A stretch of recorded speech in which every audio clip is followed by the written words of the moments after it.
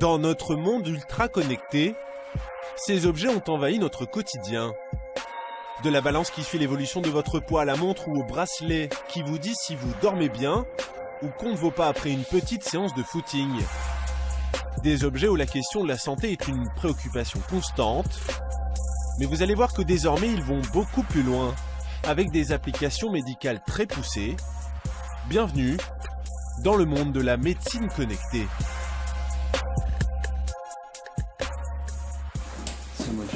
Nous voici dans les locaux d'une start-up lilloise, eWear Solutions.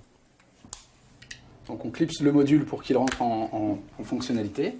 Elle développe un sous-vêtement connecté à destination du grand public. Un vêtement qui permet de mesurer votre degré de bien-être.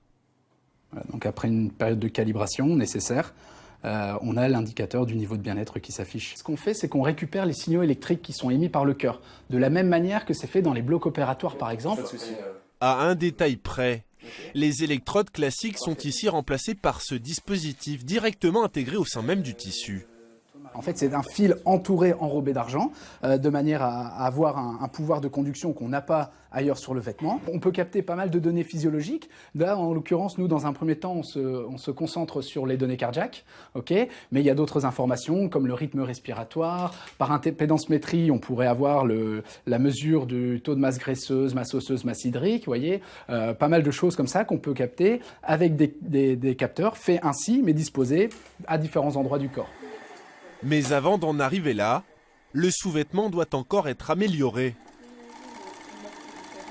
Un prototype confectionné ici dans les locaux de Damartex à Roubaix, la maison mère de notre start-up connue, vous le savez, pour ses vêtements chauds. Alors mon ami, un peu de cran. Un peu de cran. J'ai froid moi. Vous n'avez pas froid vous? Froid moi? Jamais. Mais aujourd'hui, oubliez le thermolactyle. Ces couturières doivent faire en sorte que les capteurs soient le plus près possible de la peau, sans nuire au confort du produit. Tout l'exercice, c'est de conserver l'élasticité. Un prototype presque finalisé, qui leur a demandé beaucoup de travail. C'est vraiment de l'innovation, ça a été développé, étudié, on a fait plusieurs maquettes avec les équipes pour intégrer toutes ces notions-là. Et des essayages, des tests portés, des tests en mouvement. Si le vêtement cherche simplement à mesurer votre bien-être, il utilise en revanche un algorithme puissant. Une méthode de calcul développée dans ce laboratoire de l'INSERM à Lille. Depuis le début, on en parle, hein, ça permet vraiment d'avoir un contact. D'être au plus proche, de mieux capter. Ouais. Depuis un an maintenant, la start-up est en contact étroit avec l'équipe du professeur Régis Logier pour exploiter au mieux sa découverte. On travaille justement sur ces aspects de contact, d'impédance de la peau, de comment on peut améliorer le contact entre le vêtement et la peau pour avoir le meilleur signal possible. Il a donc développé un algorithme d'habitude utilisé pour mesurer la douleur des patients dans un bloc opératoire.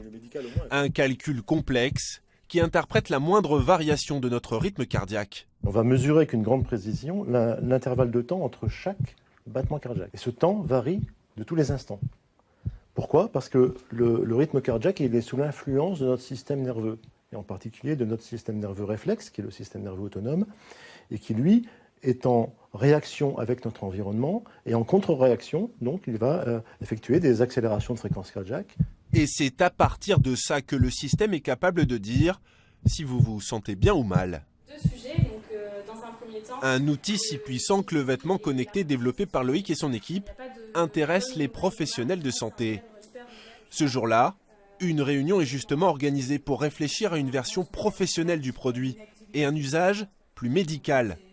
Dans les maisons de retraite par exemple, afin de surveiller l'activité des résidents. Type les vôtres, type EHPAD. L'idée étant de les accompagner dans le bien vieillir. Donc c'est vraiment notre leitmotiv. Le fait d'avoir une collecte de données presque en continu, ça nous permet ensuite de pouvoir comprendre les choses, de pouvoir se dire, ben voilà, si la personne elle n'a pas dormi, ben, c'est peut-être aussi par rapport à ça, donc on peut régler le problème, régler la cause. Et aussi par la suite, ça peut aussi permettre de prévoir, en fait, d'anticiper des comportements, anticiper des événements, et tout ça, ça peut être intéressant. Le vêtement, le sous-vêtement à plus forte raison, est un magnifique support pour y positionner des capteurs. Il est discret, hein, le sous-vêtement ne se voit pas, il n'est pas stigmatisant donc, et il peut héberger des capteurs qui peuvent capter des données physiologiques très très utiles en temps réel pour les personnels soignants.